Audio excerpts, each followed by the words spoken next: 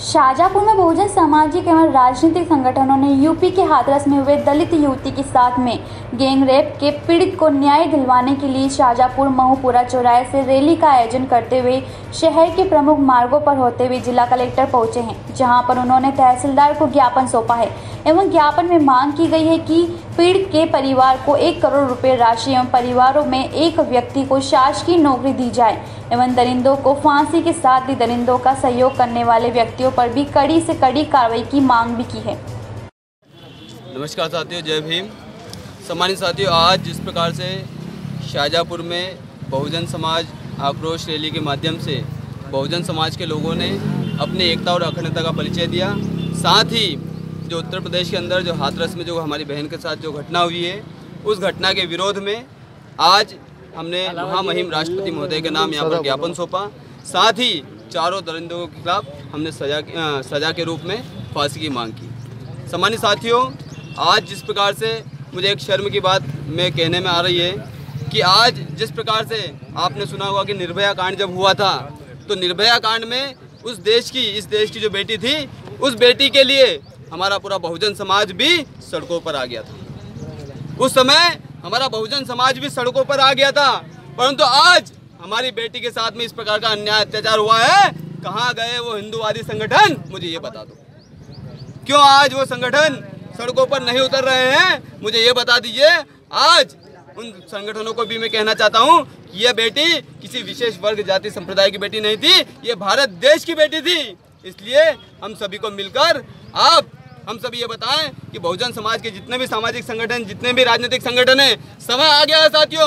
अब हमें एक होना पड़ेगा और एकता के बल पर, जिस प्रकार से बाबा साहब डॉक्टर अम्बेडकर ने बात कही है कि पॉलिटिकल पावर सच ए मास्टर की, तो अपन एंड एवरी लोग बहुजन समाज को इस बात को समझना होगा। और जब तक हम अपनी एकता अखंडता का परिचय देते हुए राजनीतिक सत्ता हासिल नहीं करेंगे, तब तक साथियों इन लोगों को, इस व्यवस्था में जो इस प्रकार के लोग बैठे हैं, उत्तर प्रदेश में जिस प्रकार के योगी आदित्यनाथ की सरकार बैठी है, मैं तो ये कहना चाहता हूँ, जिस प्रकार से योगी आदित्यनाथ, उसको शासन सत्ता चलाने का कोई नॉलेज नहीं है, उसको सिर्फ मठ और मंदिर चलाने का नॉलेज है। वो मठ और मंदिर में चले जाएं, सत्ता बहन और हम जैसे बहुजन समाज के लोग संभालने के लिए अब आ चुके हैं सर। ये जो आज उत्तर प्रदेश के मुख्यमंत्री आदित्यनाथ योगी को मैं चैलेंज करता हूँ कि तुझे राजनीति करना नहीं आती है। तूने एक उबाना लगाया, जो औरत उबाना लगाती है ना, ऐसा उबाना लगा के घूमता है। बाबा जोगी है, तुझे भीख मांगने का अधिकार है, तुझे सरकार चलाने का अधिकार नहीं है। क्योंकि हमारी जो बहन बेटी पे अत्याचार होता है, तुझे मालूम नहीं है कि क्या होता है अत्याचार, अन्याय क्या होता है, बलात्कार। वो एक गुंडा बैठ करके यूं कह रहा है कि हमारे बच्चे बलात्कारी नहीं है, उसको जल्दी छोड़ा जाए। पहले तो उस गुंडे पे मुकदमा दर्ज किया जाए सेठ के विरोध में, और जितने भी माँ बैठे थे सब लोगों पे मुकदमा कायम होना चाहिए। संज्ञान लेना चाहिए इस मुख्यमंत्री को, देखना चाहिए कि एक बेटी के साथ कितना अत्याचार हुआ है। तो मेरा कहना है, सारे बहुजन समाज के जो बाबा साहब के अनुयायी है, सबको एकजुट होकर के ऐसे दरिंदे के खिलाफ, भले ही हमें कुछ भी करना पड़े, एक आवाज में हमको सबको वेला होना पड़ेगा और इन दरिंदों की लड़ाई को हमको लड़ना पड़ेगा और हमारी बेटी को न्याय दिलाना पड़ेगा। यही मेरा कहना है। बड़ा ही दुर्भाग्यपूर्ण माहौल चल रहा है। बेटी बेटी होती है, चाहे वो हिंदू की हो, मुसलमान की हो, सिख की हो, ईसाई की हो, दलित की हो, सवर्ण की हो। आज देश की आधी आबादी नारियों की अस्मिता के ऊपर खतरा पैदा हो गया है। बहुत सारे लोग ये कहते हैं कि उत्तर प्रदेश के हाथरस में जो दरिंदे हैं वो सवर्ण समाज के हैं। कुछ लोग कहते हैं कि बलरामपुर में जो अपराधी है, जो बलात्कारी है, वो मुस्लिम समाज के हैं। लेकिन मैं कहता हूँ, अपराधी और आतंकवादियों का कोई धर्म, ना कोई धर्म होता है और ना कोई जाति होती है। अपराधी अपराधी होता है, आतंकवादी आतंकवादी होता है। हमारे समाज की बहन बेटियां, चाहे वो किसी भी जाति, किसी भी धर्म की हो, उनके ऊपर कोई बलात्कार जैसी घटना करता है तो हम कड़े शब्दों में उनकी निंदा करते हैं और अपराधियों को फांसी देने की मांग करते हैं। साथियों, देश के अंदर ये जहर घोला जा रहा है। आज सीरियलवार घटनाएं घटित हो रही है। आज देख लीजिए आप, उत्तर प्रदेश में 4-5 घटनाएं सीरियलवार हो चुकी है और मध्य प्रदेश के अंदर से भी घटनाओं की सूचनाएं मिल रही है लगातार। अगर इस प्रकार, मैं कहता हूँ कि एक सभ्य समाज के ऊपर बहुत बड़ा एक कलंक है कि हम किस प्रकार के, आज 7 दशक हो गए पूरे देश को आज़ाद हो गए, 7 दशक से अधिक होने के बाद भी अगर हम देश की आधी आबादी को अगर न्याय नहीं दिला पाए, तो निश्चित ही जिन लोगों के हाथ में संविधान है, कहीं ना कहीं उनकी नीयत में खोट है।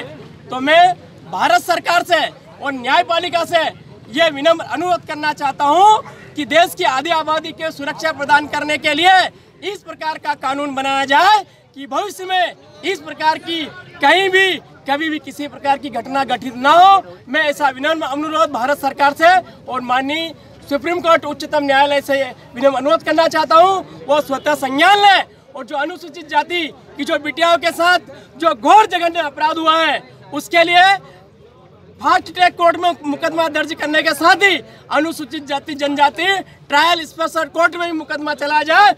इधर दलित की बेटियों के ऊपर अत्याचार होता है, SC ST की OBC की माइनॉरिटी की बेटियों के ऊपर अत्याचार होता है। दलित की बेटी नहीं है, सामान्य लोगों की बेटियां हैं। बड़े शर्म की बात है, हमारे लोगों की बेटियों को बेटी नहीं मानते हैं। आज देखिए, आज हमारे लोग मूंछ रखाते हैं तो किसको इतराज होता है, आज कोई घोड़ी पर बैठता है तो किसको इतराज होता है। देखिए, संसार में हमारे लोगों को नहीं जलने दिया जा रहा है। आज हम जो हिंदू होने की बात करते हैं, मैं शर्म से कहता हूँ, हिंदू का होने की बात नहीं, हमें गर्व से कहना चाहिए कि हम दलित हैं, SC ST के लोग हैं, माइनॉरिटी के लोग हैं। मेरे भाइयों, अभी समझ जाओ, हिंदू की गलत धारणा में आप नहीं पड़िए। आज अगर देश के अंदर देखो, जिसकी सत्ता होती है उसका शासन होता है और उसी की सुनी जाती है। आज देश के अंदर आप लोगों की सत्ता नहीं है, आप लोगों को दबाया जाएगा, आपको कुचला जाएगा, मारा जाएगा। मैं ये चाहता हूँ कि जितने भी हमारे संगठन हैं सब एक हो जाएं, चाहे वो भीम आर्मी हो, चाहे वो दलित सेना हो, चाहे वो वाल्मीकि समाज हो, चाहे वो रविदास समाज हो, चाहे बौद्ध समाज हो। आज एकता की जरूरत है, भाईचारे की जरूरत है, देश में सत्ता कायम करने की जरूरत है। मैं इन शब्दों के साथ अपनी वाणी को विराम देता हूं और सभी से कहना चाहता हूं, एक सुर में बाबा साहब सबके थे और सबके रहेंगे, हमारे थे पूरे जगत करेंगे। जय जय जय जय जय भीम, जय भीम, जय भीम, जय जय जय जय जय भीम, जय भीम। शाहजहाँपुर से दिलीप सौराष्ट्री की रिपोर्ट।